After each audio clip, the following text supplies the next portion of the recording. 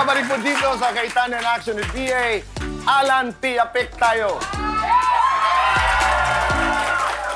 Lahat ng ating members ng ating audience ay mag-uuwi ng regalo.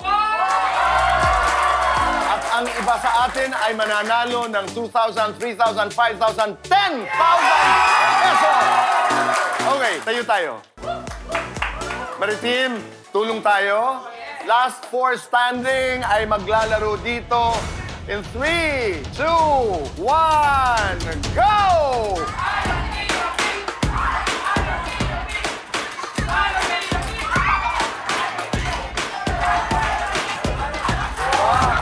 Diyan kayo dalawa. First time to, First time na lahat boys. I noticed. First time. Kayong dalawa ay mag-Alan Piapik. Kung sino ang manalo ay makakatunggali si Ate Pia Cayetano. Pag nanalo kayo mamaya, may 10,000 pesos. Pag hindi naman, magkakaroon ng pagkakataon makapagpaikot ng roleta. Ang hindi papalarin may consolation prize na 2,000 pesos.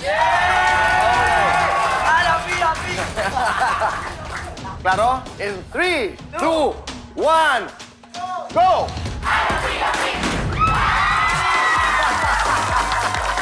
Meron kang 2,000 pesos. Ayan. Salamat. Maraming.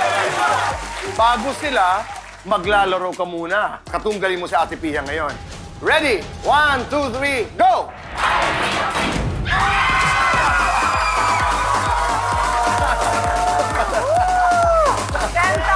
Nanalo ka ng 10,000 pesos! First of all, salamat po sa Cayetano in Action with Boy Abunda. Kuya Alan, Ate Pia. Salamat po, salamat. Congratulations! Gastusin ang maayos. Swerte! Dito naman tayo. So, handa na ba kayo? Parang hindi kayo nagkakatingin. Parang sikreto yung gagawin. Di ba? Okay. In 3, 2, 1, go! May 2,000 pesos ka. Thank you, thank you. Hindi, hawag ka, hawag ka. Ano, hawag ka, Alan. Ito, kay Alan. Ang lamig. Kung hindi ka pinala dito, Kuya Alan, 10,000 pesos, meron ka pa rin pagkakataon magpaikot ng roleta. Okay? In 3, 2, 1, go! Hindi tayo nagtatapos dyan. Para may chance ka pa 10,000 ha, pag umeksakto sa linya, ang dami niyan. At ang dami ng 10,000 nanalo. pa rin, ha? Sige, 3, 2, 1, go!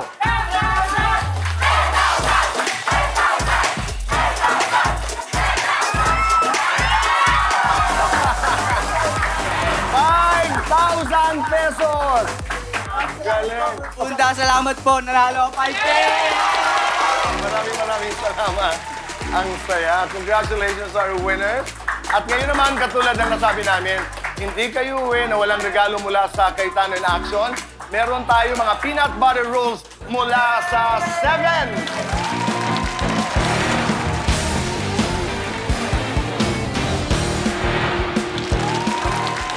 Maraming salamat sa inyong lahat. Thank you very much.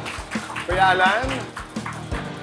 I remember yung isang riddle, habang nababawasan, lalong lumalaki. Sabi niyo yung butas, di ba? Ganun pala yung mga problema sa relationship. Pagka hindi mo na ceasefire, lalong lumalalim ng lumalalim. So dadating yung isang araw na napakahirap ng isolve. So I still believe na malaki pa rin ang pag-asa ni Edna at ni Ruby. Pero lesson sa atin lahat, kung meron hindi pagkakaunawaan, try to resolve it right away. Kung hindi ma-resolve, huwag natin pilitin, pero wag nang lumalim pa. So I'm really hoping 2024 will be a time of healing for all Filipino families. Dagdag ko lang doon kasi we always encounter this. Ang laking role po ng mga kaibigan, kapitbahay lalo, ibang kamag-anak na huwag nyo nang dagdagan. Sabi nga ni Kuya Boy always, just one. The one thing you can do, huwag na mag-chismis. Kanina, Kuya Alan, natutunan ko doon sa problema po ni Michelle na pag ikay may hawak na passport, ang may-ari nun ay ang ating bayan. Na pag tayo pala ay nasa ibang bansa, ay we are representing our country. Na iba ang aking pananaw. Hindi ganun ang tingin ko nun. Ang tingin ko sa passport ID. Yeah. Kaya Kuya Boy, double-sided yun, di ba? So you're representing your country, so be on your best behavior. And when you're on your best behavior, ang mga taga-DFA, maasikaso na yung naape. Kasi kung lahat tayo problema sa ibang bansa, Kaya. tuliro din yung, Right. yung gobyerno. Humihina din yung passport natin. Maraming salamat. Sana'y hindi kayo magsawa, lalo na sa ating mga kababayan na talagang pinipili samahan tayo tuwing alas 11 ng gabi ng linggo. As my father, the late Senator and Compañero Rene Cayetano would always say, huwag magpapi, alamin ang batas. Kung may legal na kaalaman, mas mailalaban ang ating karapatan.